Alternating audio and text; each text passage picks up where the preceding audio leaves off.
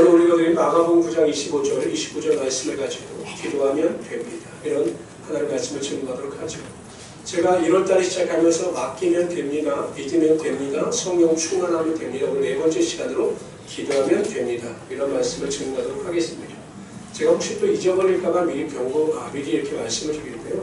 한 달에 한 번씩 천천히 예배 때는 우리 아동부가 이제 같이 예배를 드리기 위해서, 왜냐하면 우리 아동부 선생님들도 11시 예배를 좀 드렸으면 좋겠다라고 하는 말씀들이 있어서 아동부와 같이 예배를 드리니까 여러분들 잘 아이들을 케어해 주시고, 또 아이들도 가르치면 어린 아이들도 예배를 잘 드릴 수 있으니까 좀 잘 인도해 주시기 바랍니다.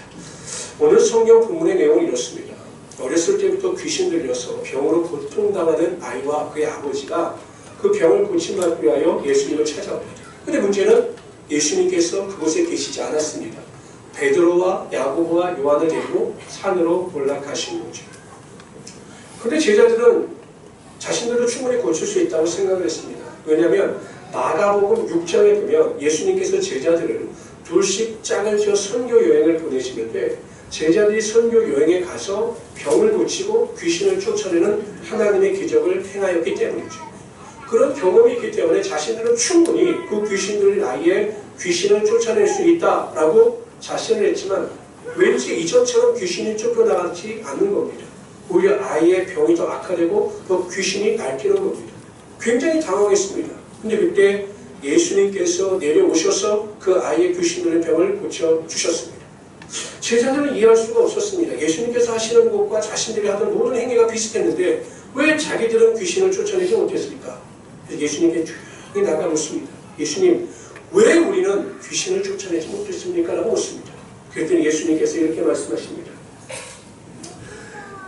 기도 외에는 다른 곳으로 이런 종류가 나갈 수 없습니다. 오직 믿음을 동반한 기도만이 귀신을 쫓아내고 하나님의 능력과 하나님의 기적을 맛볼 수 있는 것입니다. 기도가 능력이고 기도가 하나님의 권세다, 이렇게 가르쳐 주신 것입니다. 제가 지난 목요일날 자동차 검사를 받으러 갔어요. 저는 보통 물건을 한번 사면 고장 날 때까지 쓰거든요. 그리고 저희 집은 냉장고가 30년 됐다고 저고, 차도 성도님들이 저에게 말씀, 목사님 차를 바꾸셔야죠. 뭘 바꿉니까? 고장 날 때까지 타는 거죠. 그런데 나라에서 그만 타래요. 왜냐하면 제가 경유차에 걸려서 제한 조치를 당해서, 그래서 이번에 차를 폐차시켜야 되겠다라고 생각했는데, 이 조기 폐차를 시키려면 가서 검사를 통과해야 된다는 겁니다. 그래서 통과를 할 줄 알고 갔더니 제 차가 빠꾸를 먹었어요.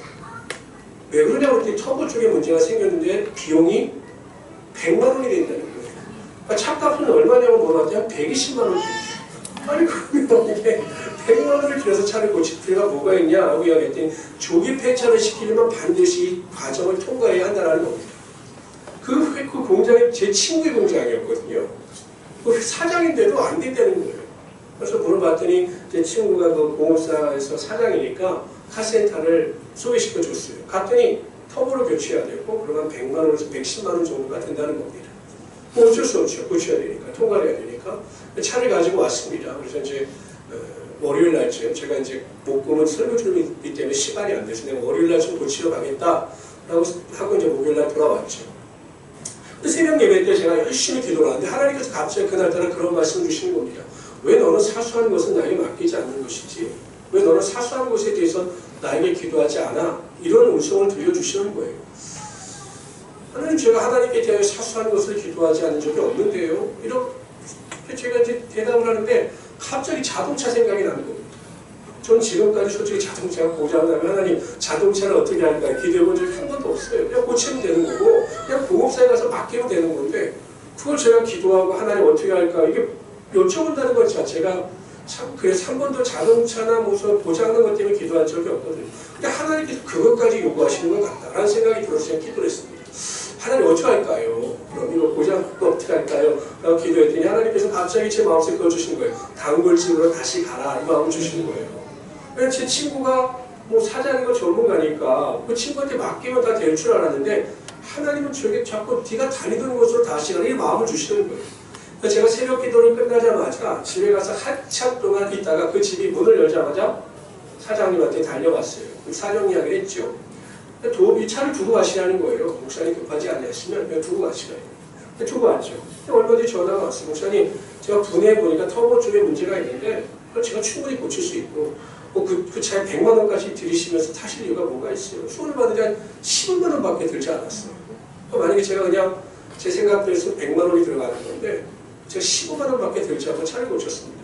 제가 느꼈습니다. 아, 하나님은 이런 것까지도 나에게 요구하시는구나. 정말 하나님께서 세세하게 기도하면 하나님께서 세세하게 역사하시고 세세하게 모든 것을 채워주시는구나 하는 것을 다시 한번 경험하게 되었습니다. 아멘. 여러분, 기도하면 능치 못할 게 없는 겁니다. 우리가 믿음으로 기도하면 하나님께서는 하늘의 문을 여시고 하나님의 놀라운 은혜와 능력이 반드시 임하게 하여 주시는 거죠. 아멘. 저는 어느 시간 과연 우리가 기도할 때 어떤 일이 벌어집니까? 우리가 정말 믿음으로 의심하지 않고 기도할 때 우리에게 어떤 일이 벌어지는가에 대하여 살펴보고 함께 은혜를 나누고자 합니다. 첫 번째로 우리가 기도할 때 우리의 삶에 반드시 하나님의 놀라운 능력이 임하고 하나님의 놀라운 기적이 반드시 나타나게 되어 있습니다. 예레미야 33장 2절 3절에 보면 이렇게 말씀하셔요. 이를 행하는 여호와, 그 일을 지어 성취하는 여호와, 그 이름을 여호와라는 자가 이같이 이르노라. 하나님께서 여호와, 야훼의 이름을 강조하신 이유가 무엇이냐면 이 야훼, 여호와라고 하는 이름 안에는 하나님께서 스스로 계신 자다. 하나님은 전지전능하신 하나님이시다. 이것을 밝히고 있거든요.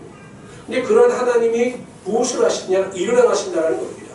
일을 지어서 성취하시는 전능하신 하나님이 되신다는 것입니다. 이것을 알려주신 다음에 뭐라고 선포하시냐면 너는 내게 부르짖으라. 내가 내게 응답하겠고 내가 알지 못하는 크고 비밀한 일을 내게 보이라. 전지전능하신 하나님은 우리가 기도하면 우리가 생각하는 것보다 더 크고 놀라운 하나님의 기적을 우리 삶 가운데 반드시 이루게 하여 주신다는 것입니다. 뿐만 아니라 요한복음 14절 이렇게 말씀하셔요. 다 같이 읽어봅시다. 시작. 내 이름으로 무엇인지 구하면 내가 다 시행할 것이다. 예수의 이름으로 구하기만 하면 모든 것을 이루어주시고 하나님의 기적과 능력이 반드시 나타나게 하여 주시겠다라고 약속하고 계시는 거죠. 제가 오늘은 철학 이야기를 좀 하겠습니다. 워낙 기독교 진리에 대해서 신화적이다, 미스터리한 신앙을 가졌다라고 비판하는 자들 때문에 제가 철학을 한번 설명을 해드리겠습니다. 이성주의, 그러니까 인간의 이성을 강조했던 대표적인 철학자가 헤겔입니다. 여러분이 변증법이라고 하는 것을 들어보셨겠지만 이 변증법을 강조한 사람이 헤겔인데 이 헤겔에서부터 비롯된 것이 공산주의 이론이에요. 굉장히 이성주의를 강조했죠. 근데 이게 헤겔의 이성주의 반대에 있어 누가 나오냐면 칼 야스퍼스라고 하는 사람이 나옵니다. 근데 이 야스퍼스라고 하는 사람이 강조한 것이 무엇이냐면 한계 상황이에요. 여러분들은 뭐 단어를 들으시면 알겠지만 이 야스퍼스가 인간에게 한계 상황이 있다는 거예요. 이성으로 해결할 수 없는 한계 상황. 이게 무엇이냐면 어떠한 벽 앞에 섰을 때 절망을 느끼게 하는 상황. 그러니까 인간에게 절대 절망을 주는 상황이 있다는 거예요. 이게 한계 상황이라는 겁니다. 인간의 힘으로 해결할 수 없는 상황. 그럴 때 인간은 어떻게 해야 하는가? 인간은 초월자, 절대자에게 나가야 한다. 이것을 야스퍼스는 포괄자라고 설명을 합니다. 그러니까 포괄자라고 하는 절대 초월자. 우리로 말하면 하나님 앞에 나가 자신의 한계 상황을 내어 맡길 때 그 한계 상황을 극복할 수 있는 능력이 주어지게 돼요. 이것을 야스퍼스라고 하는 철학자가 말하는 거거든요. 그러면서 철학을 하는 사람들은 굉장히 설득력이 있다, 납득이 된다라고 동의합니다. 근데 이게 기독교 신앙 아니겠습니까? 우리가 어떤 상황에 직면하게 되죠. 우리가 인생을 살아가다 보면 우리의 힘과 능력으로 해결할 수 없는 상황들이 얼마나 많이 벌어집니까? 학생들도 보세요. 꿈도 있고 비전도 있고 공부하고 싶으나 내 능력대로 되지 않아요. 직장을 위해서 열심히 노력을 하나 직장의 문이 열리지 않고 내 한계 밖에 일이 벌어질 때가 얼마나 많습니까? 제가 어저께도 뉴스를 보다 너무 가슴이 아팠는데 택시기사가 20대 청년을 태우고 갔는데 갑자기 청년 하나가 한강대교 앞에서 내려달라고 내려줬죠. 그냥 자살하려고 뛰어가더라는 겁니다. 이 택시기사님이 급히 내려가서 다른 사람과 힘을 합쳐서 그 청년을 구해냈어요. 직장을 구하지 못하고 실책하고 삶이 궁핍해지니까 삶의 기대와 소망이 없이 자살을 하려고 했다는 겁니다. 이게 한계 상황 아니겠습니까? 사람들은 이런 한계 상황에 직면하게 되면 극단의 선택을 하게 되는 겁니다. 자살을 하게 되는 거예요. 일가족 전체가 다 자살을 하고 그런 큰 비극을 맞이하지 않습니까? 그런데 우리는 어떻습니까? 이 절대 한계 상황에 직면했을 때 우리에겐 하나님이 계시는 겁니다. 하나님을 의지하여 하나님 앞에 나아가 기도하면 우리가 할 수 없는 모든 문제를 다 해결하여 주시고 그 위에 하나님의 기적과 하나님의 능력이 나타나게 하여 주셔서 하나님께 영광을 돌릴 수 있게 하여 주시는 것입니다. 남유다의 여호사밧 왕 때 모압과 암몬과 마온의 족속들이 연합하여 남유다를 침공해요. 근데 문제는 뭐냐면 남유다는 이 연합군을 대적할 수 있는 군사력이 없었습니다. 가만히 있으면 이 남유다는 멸망을 하게 됩니다. 그때 여호수아와 남유다 백성들이 하나님을 악망합니다. 우리는 하나님에 계신다. 그래서 금식 기도를 선포하고 하나님 앞에 열심히 기도합니다. 그랬더니 하나님께서 그에게 응답하시기를 내가 너희를 대신하여 그들과 싸우겠다라고 말씀하셔요. 그들을 완전히 물리쳐 주십니다. 근데 여러분 더 큰 놀라운 일이 무엇이냐면 여호사밧과 남유다 백성들이 성가대를 조직하여 나갔을 때 자기들끼리 싸워 다 죽었어요. 근데 그곳에 많은 재물과 보물이 있어서 그 재물과 보물을 옮기는 데만 사흘이 걸렸습니다. 3일이 걸렸습니다. 이게 무엇입니까? 여호사밧과 이스라엘 남유다 백성들은 단지 이 위기에서 우리를 구원해 주십시오라고 기도했는데 하나님은 그들을 위기에서 구원하여 주셨을 뿐만 아니라 그들에게 적군의 보물과 재물을 부어주시는 하나님의 더 큰 축복의 능력이 임하게 하여 주셨던 것입니다. 에베소서 3장 20절에 보면 이렇게 말씀하셔요. 우리 가운데 역사하시는 능력대로 우리 온갖 구하는 것이나 생각하는 것에 넘치도록 능히 하실 일. 여러분 무엇입니까? 우리가 믿음으로 하나님 앞에 기도하고 간구하면 하나님께서는 우리가 구하는 것이나 생각하는 것보다 더 좋은 것으로 더 완벽한 것으로 더 큰 것으로 기적과 능력이 반드시 나타나게 하여 주시는 것입니다. 아멘. 저는 우리 모든 성도님들이 정말 기도를 함으로 인하여 그 최선의 기도를 통해서 원망과 불평하지 말고 낙심하지 말고 하나님이 부어주시는 하나님의 기적과 하나님의 놀라운 능력을 맛보며 살아가시는 우리 귀한 성도들이 되시기를 주님으로 축원합니다. 두 번째로요. 우리가 기도하면 하나님께서는 우리 병을 고쳐주십니다. 히스기야 왕이 병에 걸렸습니다. 그래서 성경에는 자세히 기록되어져 있지 않지만 히스기야 왕 이 병을 자신의 신하나 자신이 가지고 있는 그 의사들이나 그 약을 가지고 고치려고 했던 것으로 보여요. 그런데 병이 고쳐지지 않고 오히려 하나님은 이사야를 통해서 뭐라고 말씀해요? 네가 죽을 것이다. 주변을 정리하라 이렇게 말씀하셔요. 여러분 얼마나 날벼락 같은 이야기입니까? 죽게 된다고 하니 그때서야 히스기야는 정신을 차리고 하나님 앞에 나가 순전한 마음을 가지고 기도합니다. 약도 끊고 의사의 도움도 구하지 아니하고 하나님만을 바라보면서 자신의 병을 고쳐달라고 눈물을 흘리며 기도합니다. 그랬더니 하나님께서 얼마나 그의 마음에 합하셨는지 이사야 선지자가 히스기야 왕에게 네가 죽을 것이다 라고 선포하여 성 안에 반도 지나가지 않았을 때 응답하여 주셔서 그 병을 고쳐주시겠다라고 약속하신 겁니다. 여러분 예수님의 사역 중에서 우리 보통 예수님의 사역하면 구원의 사역을 쉽게 생각하는데 예수님의 사역을 보면 예수님은 설교하시고 이것을 영어로 프리칭이라고 하는데 가르치시고 티칭하시고 세 번째 병을 고치시는 힐링의 사역을 하셨어요. 이것이 예수님의 3대 사역입니다. 예수님께서는 예수님께 나오는 모든 병자들의 병을 다 고쳐주셨습니다. 그리고 예수님께서는 승천하시기 전에 이렇게 말씀하셔요. 믿는 자들에게는 이런 표적이 따르니 저희가 내 이름으로 귀신을 쫓아내며 새 방언을 말하며 뱀을 집으며 무슨 병을 마실지라도 해를 받지 아니하며 병든 사람에게 손을 얹은즉 나으리라. 제가 여러분 예배 때마다 신유 기도를 하는 이유가 무엇입니까? 저는 확신합니다. 예수님께서 약속하신 대로 우리가 병든 자에게 손을 얹고 믿음으로 기도할 때마다 지금도 하나님께서는 살아 역사하심으로 모든 자들의 병을 고쳐주시고 그들에게 간건함의 역사가 반드시 나타나게 하여 주시는 거죠. 저는 그런 간증을 많이 들어요. 목사님 신유 기도 시간에 제가 믿음으로 손을 얹었더니 하나님께서 치료하여 주셔서 병 고침의 역사가 나타남을 보았습니다. 사도 바울도 이렇게 이야기합니다. 다 같이 읽어봅시다. 시작. 이러므로 너희 죄를 서로 구하여 병낫기를 위하여 서로 기도하라. 의인의 간구는 서로 병낫기를 위하여 기도하라는 거예요.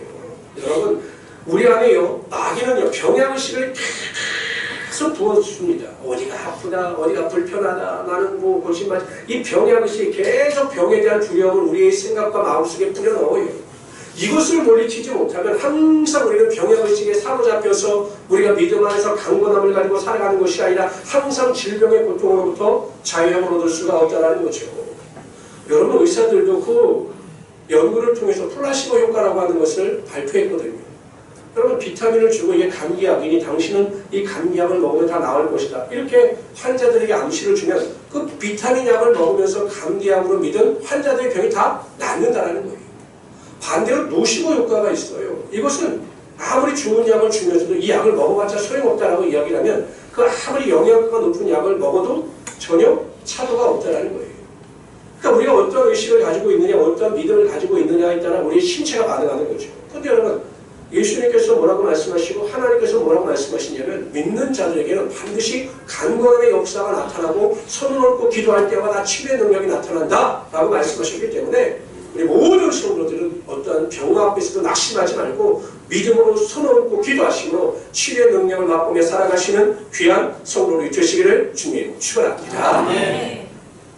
근데 이번에 바이러스도 마찬가지죠. 뭘 그렇게 겁을 내십니까? 겁낼 필요 없어요. 하나님께서 살아가는 자들을 반드시 지키고 구하여 주시는 거죠. 그러니까 온통 그냥 사람들이 그냥 병의 의식에 노이로제 빨리. 그러나 조심은 해야 되겠죠. 조심은 하고 절제하는 것은 필요하지만 그거에 사로잡혀 두려움 가운데 살아가서는 절대 안 된다는 겁니다. 세 번째로 우리가 기도하면 하나님께서는 반드시 우리의 소원을 이루어 주십니다. 빌립보서 2장 13절에 보면 너희 안에 행하시는 이는 하나님이시니 자기의 기쁘신 뜻을 위하여 너희 안에 소원을 두고 행하게 하신다. 이렇게 말씀하셨습니다. 그러니까 하나님은 하나님의 뜻을 이루기로 가시기 위하여 우리를 억지 춘향으로 이끌어 가시는 분이 아니라 항상 우리 안에 거룩한 소원을 주시는 거예요. 내일에 대한 기대, 내일에 대한 소망을 주셔서 그 소망을 쫓아 반드시 승리케 하여 주시다는 것입니다. 더 감사한 게 뭔지 아십니까? 하나님은 우리 안에 소원을 주실 뿐만 아니라 비전과 꿈을 주실 뿐만 아니라 그 소원과 비전과 꿈에 대한 기도를 반드시 들어 응답하여 주신다는 것입니다. 시편 17편입니다. 읽어봅시다. 시작. 소원을 들으셨으니 저의 마음을 예비하시고 귀를 기울여 들으시고 하나님은 우리의 소원을 귀를 기울여 들으시고 그 기도 가운데 응답하여 주셔서 소원의 기쁨과 만족함이 반드시 흘러 넘치게 하여 주시는 것입니다. 지금은 예루살렘, 팔레스틴 땅이 이스라엘 백성들이 돌아와서 점령하고 있지만 1차 세계대전이 끝나기 전까지 거기는 모스카 투르만족인 터키가 1000년 동안 그 팔레스틴과 예루살렘을 점령하고 있었습니다. 근데 1차 세계대전 때 이제 영국군이 그 팔레스틴 땅을 점령합니다. 그리고 이제 마지막으로 예루살렘 성을 공격하기 위해서 포위하는데 그때 그 전쟁을 주도하던 영국군의 장군의 이름이 알렌비 장군이었어요. 근데 이 알렌비 장군은 아주 절실한 기독교인이었습니다. 그래서 이 예루살렘 성을 공격하는 방법은 포격밖에 없어요. 포를 쏘고 전진하는 수밖에 없는데 그래서 예수님의 발자취가 남겨있는 거룩한 성인 예루살렘이 포의 공격으로 무너지는 것이 이 믿음이 좋은 이 장군에게는 탐탁치가 않았던 겁니다. 그래서 영국에 있는 조지 5세 왕에게 연락을 합니다. 포격을 할까요 말까요? 어떻게 할까요? 라고 연락을 합니다. 그런데 이 조지 5세가 연락 오기를 이 왕도 믿음이 있으니까 탐탁치 않은 거죠. 좀 더 기다려보자. 그리고 금식 기도를 해봐라. 이렇게 알렌비 장군에게 충고를 합니다. 그래서 이 알렌비 장군이 전시 상황 중에서도 금식 기도하며 하나님 앞에 저 예루살렘 성이 온전하게 보존이 된 상태에서 정복되어질 수 있게 해달라고 기도를 했습니다. 여러분, 이 터키 사람들에게 대해서 이 알렌비 장군이 위협적인 존재였어요. 왜? 이름 자체가 여러분, 이 알렌비라고 하는 이름이 하나님께서 저주하신다. 하나님께서 대항하신다. 이 이름이었기 때문에 이 터키 사람들 같은 경우에도 하나님께서 알렌비와 함께 하시는 것이 아니겠는가라고 하는 막연한 두려움이 있었거든요. 그리고 공격을 해와야 되는데 공격을 하지 않고 그냥 가만히 있으니까 오히려 그것이 더 두려운 겁니다. 공격을 하지 않고. 근데 나중에는 어떻게 되냐면 이 터키 사람들이 초조해서 공격을 하지 않으니까 초조해서 뭐 식량도 떨어지고 이러니까 두려워서 백기를 들고 백기 투합을 했습니다. 그러니까 전혀 포함을 쏘지 않고 이 예루살렘 성을 완벽하게 정복할 수가 있었던 거죠. 사람들은 불가능한 일이라고 이야기를 했지만 알렌비 장군에게 하나님께서 소원을 주시고 그 소원을 쫓아 믿음으로 기도했을 때 하나님께서 완벽한 전쟁의 성공을 거두시는 하나님의 축복의 능력이 이루어지게 하여 주셨던 거죠. 그리고 여러분, 이 1차 세계대전 이후에 이 팔레스틴과 이 예루살렘 성을 보스파 트루만족으로부터 완전히 빼앗은 영국군이 결국 유다 민족과 합의를 통해서 이스라엘 백성들이 이 땅으로 다시 2000년 만에 돌아올 수 있었던 것입니다. 그래서 1948년 5월 14일에 이 이스라엘 민족이 세계 열방에게 자신의 독립을 선포하는 거죠. 이 알레비 장군을 통해서 하나님께서 놀라운 일을 행하셨던 것입니다. 성도 여러분, 예레미야 29장 11절 13절은 이렇게 말씀하셔요. 다 같이 읽어봅시다. 시작. 나 여호와가 말하노라. 너희를 향한 나의 생각은 내가 아나니 재앙이 아니라 곧 평안이요 너희 장래에 소망을 주려 하는 생각이라. 너희는 내게 부르짖으며 와서 내게 기도하며 내가 너희를 들을 것이요 너희가 하나님은 우리에게 소망을 주시고 우리에게 평안을 주셔요. 여러분들에게 꿈을 주시고 내 자신에 대하여, 내 가정에 대하여, 내 직장에 대하여, 내 사업에 대한 소망과 기대와 꿈을 반드시 부어주십니다. 그 소망을 부어주셨을 때 여러분 무슨 일이든지 포기하지 말고 나의 꿈과 소망과 기대와 소원을 하나님 앞에 간절히 구하심으로 하나님의 큰 축복과 은혜와 능력을 누리며 살아가시는 우리 귀한 성도님들이 되시기를 주님으로 축원합니다. 네 번째로요, 우리가 기도하면 하나님께서는 반드시 우리 기도 가운데 평안을 허락하여 주시는 것입니다.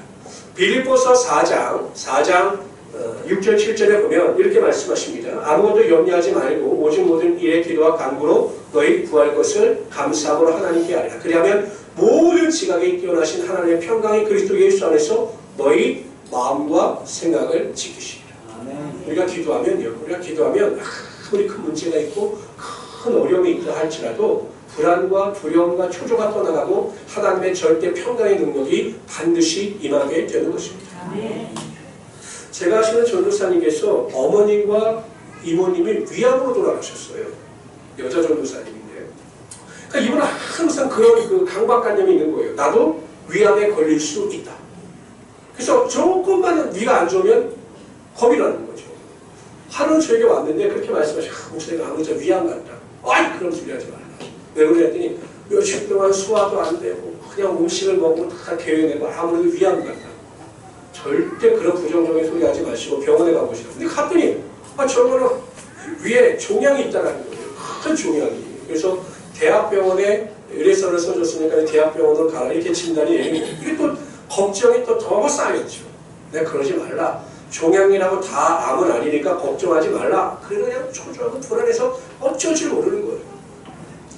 딱 대학병원에 갔는데 그 교수가 하는 말이 이게 가만두면 악성으로 변화될 수 있는 확률이 높은 종양은 맞다. 근데 걱정하지 말아라. 내가 수술을 잘 해줄 테니까 이게 암이 되지 않게 잘 해줄 테니까 걱정하지 말고 돌아가라. 그래 돌아갔다는 거예요. 얼굴이 어떻게 됐을까요? 얼굴이 아니 내가 그렇게 그게 암이 아니라고 걱정하지 말라고 하나님께서 지켜보호해 주신다고 말할 때는 듣지도 않더니 그 의사가 걱정하지 말고 나에게 맡기면 내가 치료해 주겠다 하니까 그냥 마음이 평안해서 돌아온 겁니다. 여러분 보세요. 하나님은 전지전능하신 하나님이세요. 믿으십니까? 하나님은 능치 못할 일이 없으신 하나님이십니다. 믿으십니까?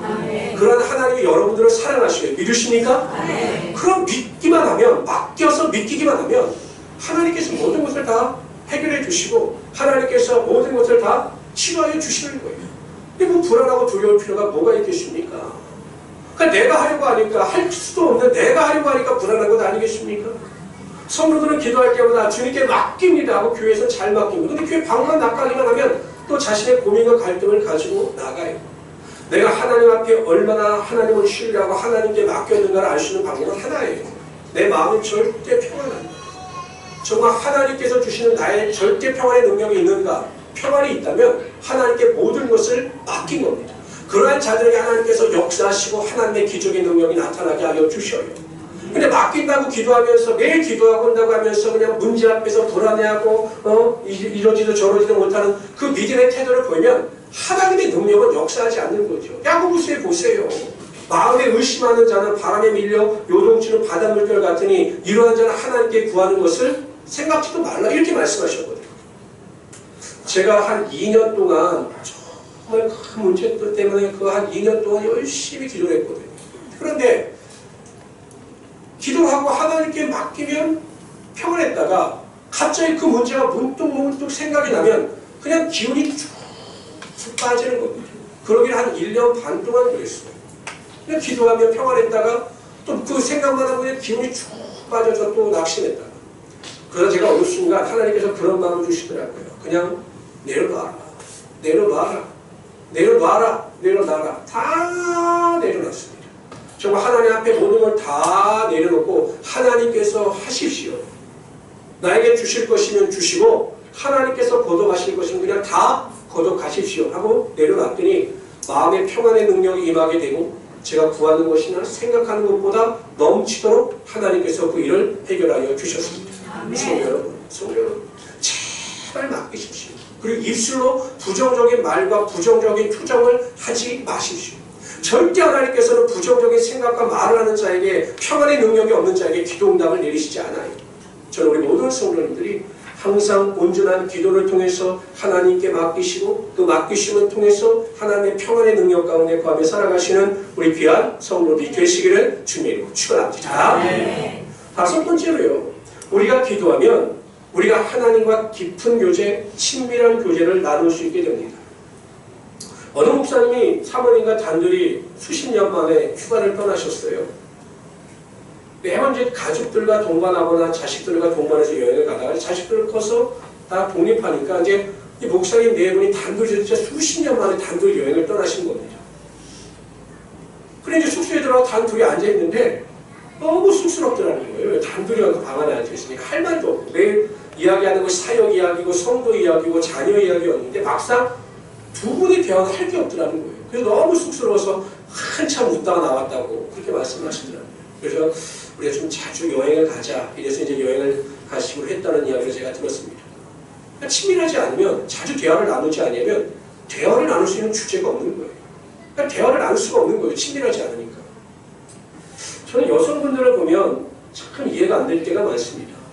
제 이해가 안 될 때는 쇼핑할 때고요. 쇼핑을 할 때는 그렇게 피곤하던 사람이 4시간을 5시간을 쇼핑해도 지치지 않아요. 평상시에는 그냥 힘이 없다고 맨날 쓰러지시던 분들이 그냥 쇼핑하면 5시간을 막 씩씩하게 보내시죠. 또 한 가지는 막 전화통화를 막 1시간씩 통화하죠. 하다가 끊을 때 꼭 그렇게 이야기를 하고 야! 우리 못다한 이야기는 지금 만나서 다시 이야기를 하죠. 아니 1시간 동안 통화하고 나서 무슨 못다한 이야기가 있어 또 다시 만나서 이야기를 한다. 근데 여러분 생각해 보세요. 그렇게 대화를 나눌 수 있는 사람은 나하고 친밀한 사람입니다. 나하고 친밀하지 아니하면 그렇게 깊은 대화를 나눌 수가 없어요. 부모 자식 간에 여러분 대화가 없는 이유가 무엇입니까? 친밀감과 신뢰감이 없기 때문에 그래요. 친밀하고 신뢰감이 있으면 이 부모와 자식 간에도 대화가 끊이지 않는다는 겁니다. 기도는 하나님과의 대화예요. 그러니까 하나님과 계속 기도하고 대화하는 사람이 하나님과의 기도와 대화를 통해서 친밀감이 깊어지고 더 그래서 깊이 기도하고 더 오랜 시간 기도할 수 있게 되는 겁니다. 근데 생전 기도하지 않는 사람, 하나님 앞에 간구하지 않는 사람이 어느 날 갑자기 문제가 생겼어요. 기도해야 합니다. 근데 나와서 1시간 이상씩 기도하실 수 있을 것 같아요? 못합니다. 한 10분만 해도 기도할 수 있는 내용이 없는 거예요. 왜? 하나님과의 친밀함이 없기 때문에. 하나님과 기도해본 경험이 없기 때문에 깊은 기도, 친밀한 기도를 할 수가 없는 것입니다. 제가 이렇게 기도를 해보잖아요. 오랫동안 기도를 해보면 보통 우리의 기도가 깊은 기도까지 들어가는 시간이 있어요. 운동을 할 때도 여러분 준비 운동을 하는 것처럼 기도를 할 때도 내가 1시간 기도한다. 그러면 한 10분 정도 기도해야 잡념도 떠나가고 깊은 기도로 들어갑니다. 그래서 우리가 기도를 할 수 있는 거예요. 하나님과 친밀한 교제를 나눌 수가 있는 거죠. 근데 10분 달랑 기도해놓고 하나님께 기도했다? 하나님과 교제를 나눴다? 그건 아니거든요. 기도는 여러분 쌍방의 교통이 있는 겁니다. 우리가 하나님께 대하여 소원과 간절한 간구를 안 하고 그냥 나는 됐습니다 라고 가는 것이 아니라 내가 하나님께 기도하고 간구했다면 하나님께서 나에게 무엇이라고 말씀하시는 것을 듣는 것, 이게 기도예요. 그런 쌍방의 기도가 소통이 되고 친밀한 교제가 이루어질 때 우리가 항상 깊은 기도를 할 수 있는 것이고 온전한 변화가 나를 통해서 흘러 넘치게 되는 거죠. 그럼 매일 기도하는데 왜 변화가 없을까요? 매일 기도하는데 인격의 변화도 없어요. 매일 기도한다고 하는데 내 마음속에 여전히 악함이 있고 여전히 미움이 있고 시기와 질투가 있어요. 왜 그럴까요? 하나님과의 친밀한 교제를 통한 기도가 없기 때문에 그래요. 하나님과 깊은 기도, 깊은 교제에 친밀한 기도를 하게 되면 하나님의 마음을 읽을 수 있고 하나님의 마음에 응답이 나타나기 때문에 우리의 삶에 진정한 변화가 나타나게 되는 것입니다. 제가 그래서 최소한 20분을 기도하라고 드리는 이유가 거기 있는 거예요. 10분은 들어가는 길이고 10분 정말 하나님과 기쁜 만남을 할 수 있기 때문에 제가 20분씩 꼭 기도해야 한다고 강조하는 이유가 거기에 있는 것입니다. 저는 우리 모든 성도님들이 기도하는 일에 나태하지 않기를 바랍니다. 그래서 하나님께서 말씀하신 겁니다. 항상 쉬지 말고 기도하라. 이 말의 의미 무엇입니까? 나와 매일 교제를 나누자. 이런 것이거든요. 그런 기쁜 교제를 통해서 하나님께 큰 영광과 존귀를 돌릴 수 있는 하나님의 귀한 성도를 되시기를 주님으로 축원합니다. 여러분 어떠세요? 제가 아까 여쭤보니까 9시 예배분들은 만약에 여러분들에게 100만 원의 백화점 상품권이 있으면 어떻게 하시겠습니까? 백화점 상품권이 100만 원이 있어요. 나한테. 어떻게 하실 것 같아요? 그냥 집에 쌓아두고 매일 버는 것으로 만족하시겠습니까? 야, 100만 원짜리가 있네. 와. 매일 이걸 보시면 행복하시겠어요? 어떠실 것 같습니까? 얼른? 얼른 써요? 저한테 반만 주시면 좋을 텐데. 그걸 안 쓰고 여러분 두는 사람이 어디 있어요? 상품권을 쓰라고 있는 건데. 그 상품권을 가지고 와서 백화점에서 쇼핑하고 내가 필요한 물건을 사겠죠. 하나님께서 우리에게 기도라고 하는 놀라운 선물을 주셨어요. 기도하기만 하면 놀라운 일이 벌어지고 상상치 못할 일이 벌어지는 그 기도라고 하는 선물을 우리에게 주셨어요. 근데 그것을 사용하지 않고 그대로 묵혀두는 것, 이게 얼마나 어리석은 행위라는 것입니다. 저는 우리 모든 성도님들이 하나님께서 주신 이 기도라고 하는 선물을 하나님께 대하여 잘 사용하시고 하나님의 놀라운 축복과 은혜와 능력을 맛보며 살아가시는 우리 귀한 성도들이 되시기를 주님으로 축원합니다. 여러분이 기도하면 하나님의 기적과 하나님의 능력이 반드시 나타납니다. 오늘부터 기도를 시작해 보시기 바랍니다. 내가 가지고 있는 마음의 문제, 가정의 문제, 직장과 사업장의 문제 걱정하고 염려만 하시지 말고 하나님 앞에 믿음으로 한번 기도해 보시길 바랍니다. 그럼 반드시 하나님께서 상상할 수 없는 놀라운 기적과 능력이 반드시 나타나게 하여 주실 것입니다. 두 번째, 기도하심으로 말미암아 병 고침의 능력을 체험하시길 바랍니다. 세 번째, 기도하심으로 마음의 소원이 성취되는 하나님의 역사를 경험하시길 바랍니다. 네 번째, 기도하심으로 불안과 초조와 절망이 아니라 하나님의 참된 평안의 능력을 맛보며 살아가시길 바랍니다. 다섯 번째, 기도를 통해서 하나님과 깊은 교제를 나누시고 하나님이 주시는 위로와 소망 가운데 승리하며 살아가시는 하나님의 귀한 성도들이 되시기를 다시 한번 주님으로 축원합니다. 기도합시다.